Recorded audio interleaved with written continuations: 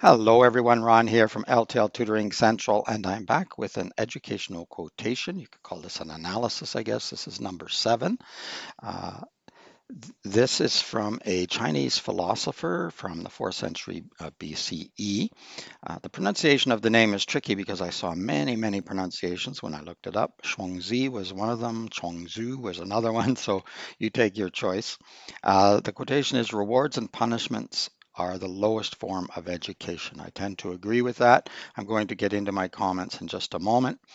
Just before I do, don't forget to subscribe to the channel. It does help the channel a lot. Thank you to everyone who has subscribed. Also, don't forget to comment if you have a comment. And you can put it down below if you're watching on YouTube or send me an email.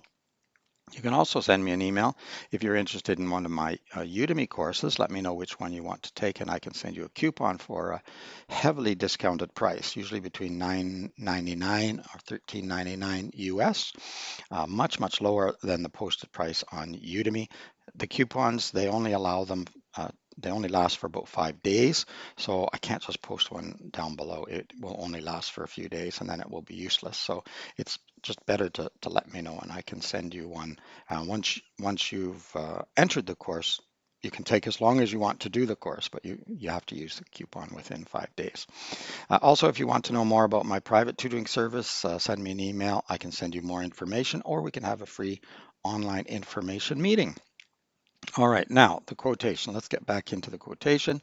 Rewards and punishments are the lowest form of education. I tend to agree with that. There's always some nuances, of course, but for the most part, I think the real reward for learning is knowledge and growth and your own personal satisfaction. It makes you feel good to learn, or it should.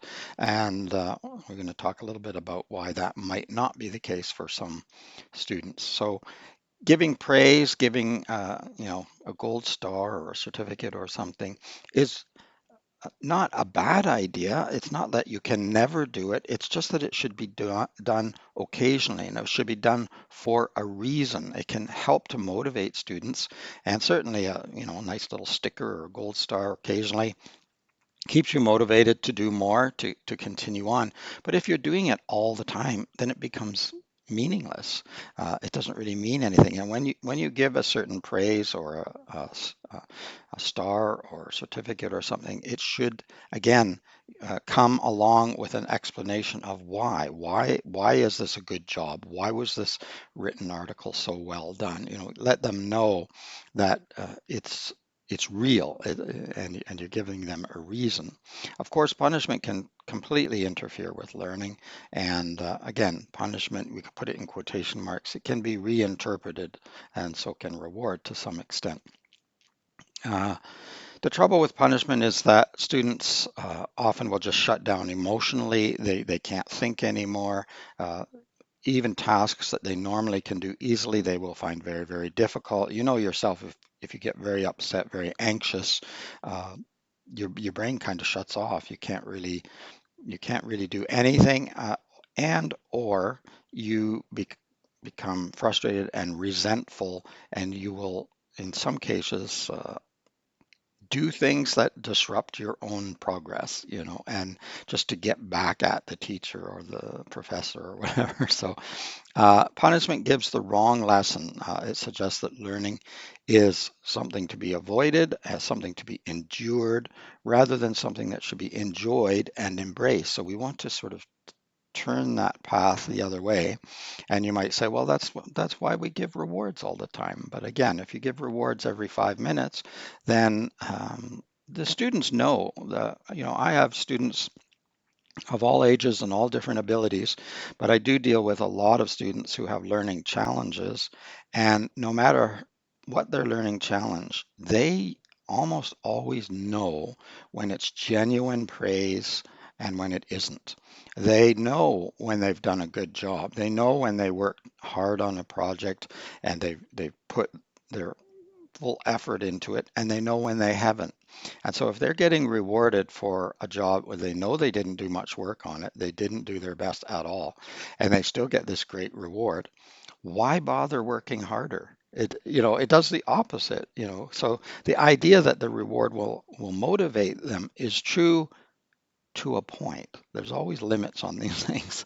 And so you want to make sure that they understand why they're getting that reward. So we need to shift the focus toward joy and feelings of accomplishment provided by the learning. And often, rather than an external reward, just a little bit of praise along with an explanation. You know, this written article was done very well because you did this, that. You gave a very good topic sentence. Your supporting sentences relate to the topic sentences effectively.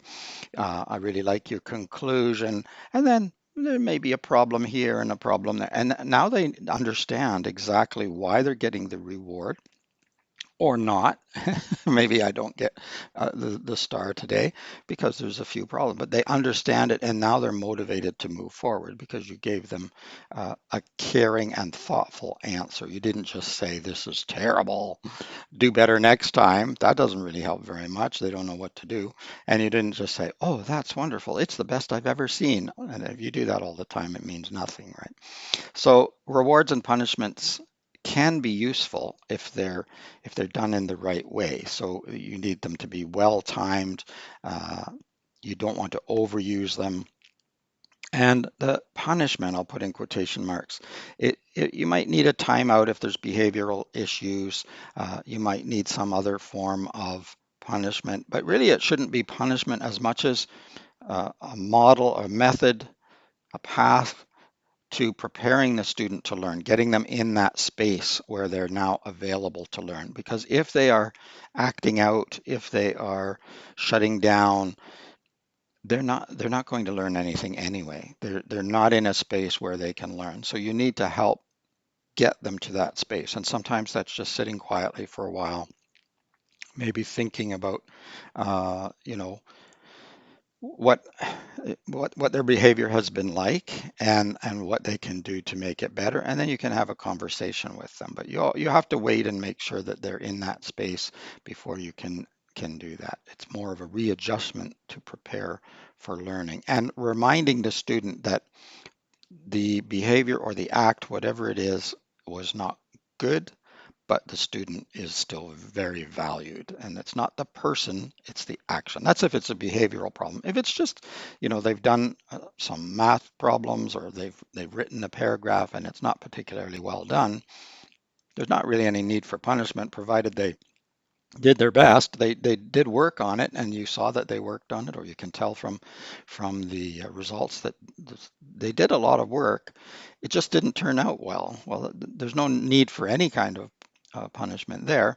It's just explaining and going over the material again and helping them to understand that they can do better. And within that, there can be a certain amount of reward as well. Obviously, you're not giving a gold star for subpar work, even if they tried their best, but you say this piece is good, or you had this math problem up to the third step, or you find something to make sure that they know that they can do this, that it is not impossible, and that you value them as a student and that they are very capable of learning. You want to create a positive learning environment. But we should focus on, as much as we can, strengthening this internal motivation to get them, the students that is, to want to learn. I want to learn for me. It's my education. I keep saying this over and over. I do in my book as well. There'll be a link to my book down below about teaching yourself, which doesn't mean all by yourself. You use teachers and professors and books and videos and podcasts, and you use all the tools, but essentially we are our own best teachers. In the end, if we are not ready and willing, it's not going to happen. The old expression, you can lead a horse to water, but you can't make it drink. So make sure that they try to help them get there, get that passion for learning, that desire to know. And then once they start to get that feeling, they can have a teacher that maybe isn't such a great teacher and tends to use punishment too often, and they'll still excel because they are so motivated by themselves. They've internalized the joy of learning, and that makes such a difference. Some students get there on their own. Some students, it seems like they almost have it from the beginning, probably because the parents are very much interested in learning, and they see the joy on their parents' face, or maybe someone else, maybe another teacher, a teacher or tutor, parent. You can help just by being very, very positive about learning yourself. And when they see you reading or discussing topics in a sort of intellectual way, it doesn't have to be fully academic, but just in an interesting way, and how interested you are in their work as well, it's contagious. They sort of pick up on that. You want them to take ownership of their own education and their own learning, and learning starts to become its own reward. It doesn't mean that every moment is going to be joy and blissful and jumping up and down. It's just the same with the rewards. It can't be constant. There is hard work, and there's times when it's a bit tedious and annoying, and there's some parts that maybe you'll never like. But overall, you know that the goal is there for your own accomplishment, and you're going to feel really good about it. Don't forget to check out the blog. I will put links below to the website, the blog, my books, etc. You can check out everything down below. Don't forget to subscribe if you have already. Thank you so much. I really appreciate it. It helps the channel a lot. Uh, Check out the other videos. There's playlists on the channel. There's lots of videos, story reading and articles, other quotation analysis, a little bit of Shakespeare. We'll get some more Shakespeare up soon, etc. Or you can just let me know how you're feeling. That's okay too. Anyway, in the meantime, keep learning, keep having fun. It is Ron from L.T.L Tutoring Central. Bye bye for now.